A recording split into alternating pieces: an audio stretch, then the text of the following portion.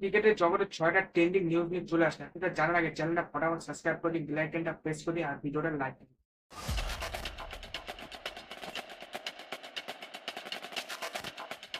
প্রথম যে বড় খবরটা শোনা যাচ্ছে রাহুলকে নিয়ে। রাহুল দিল্লি ক্যাপিটাল ছেড়ে কেকেআরে আসতে পারে। এটা সোর্সের দ্বারা জানা গেছে যে রাহুলকে নিজের টিমে আসার জন্য ২৫ কোটি টাকা এবং ক্যাপ্টেনশিপের অফার দিয়েছে।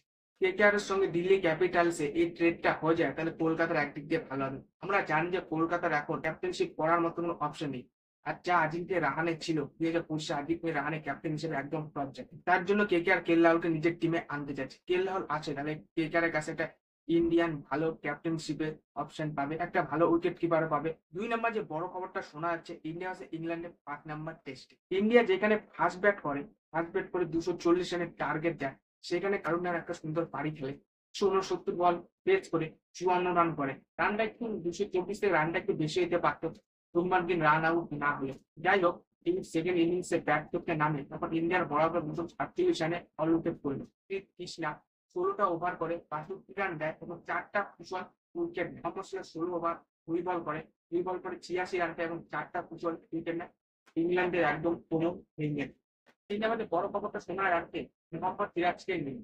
মোহাম্মদ সিরাজ ইন্টারন্যাশনাল ২০৩টা উইকেট নিচ্ছে, যেখানে মোহাম্মদ সিরাজ ওডিআই নিচ্ছে ৭১টা উইকেট, টেস্টে নিচ্ছে ১১৮টা উইকেট, টি-টোয়েন্টি নিচ্ছে ১৪টা উইকেট নিয়ে মোহাম্মদ সিরাজ ২০৩টা ইন্টারন্যাশনাল উইকেট নিচ্ছে। ৪ নম্বর যে বড় খবরটা শোনা যাচ্ছে তা অলিম্পিক্স নিয়ে। ২০২৮ অলিম্পিক্সের মধ্যে প্রথমবার ক্রিকেট হতে চলেছে। তোমরা কি জানো কার জন্য অলিম্পিক্সের মধ্যে প্রতিবার ক্রিকেট হচ্ছে? বিরাট কোহলির জন্য। তোমরা একটু ধারণা করতে পারি ২০২৭ ওয়ার্ল্ড কাপের পরে বিরাট তো রিটায়ারমেন্ট না নিতে পারে, যার জন্য অলিম্পিক্সে প্রথমবার ক্রিকেট আয়োজিত হচ্ছে। এটা দূরে ২০২৮ অলিম্পিক্স বিরাট কোহলি খেলতে পারে। ৫ নম্বর যে বড় খবরটা শোনা যাচ্ছে ভারত আরুণকে নিয়ে। কলকাতা ভারত আরুণকে নিজের পোস্ট থেকে সরিয়েছে। ভারত আরুণ এখন নতুন ক্লাব পেয়ে গেছে। ভারত আরুণ এখন নতুন কোচ হিসাবে হয়েছে। কেকেআর রাজস্থান ট্রেড নিয়ে। কেকেআর থেকে রাজস্থানে যারা ইন্ডিয়ান ডিকক আর রাজস্থান থেকে নীতিশ রানা আসবে কেকেআর। আর ২০২৫ কুইন্টন ডিকক আর নীতিশ রানার সিজনটা একদম ভালো জানে। এর ট্রেডটা হয় তাহলে দুই টিমেরই ভালো হবে। কেকেআর তাহলে পুরানা খেলোয়াড় নীতিশ রানাকে পাবে আর রাজস্থান একটা বিদেশি এক্সপিরিয়েন্স ওপেনার পাবে। এই ট্রেডটা হয় তাহলে দুই টিমেরই ভালো হবে।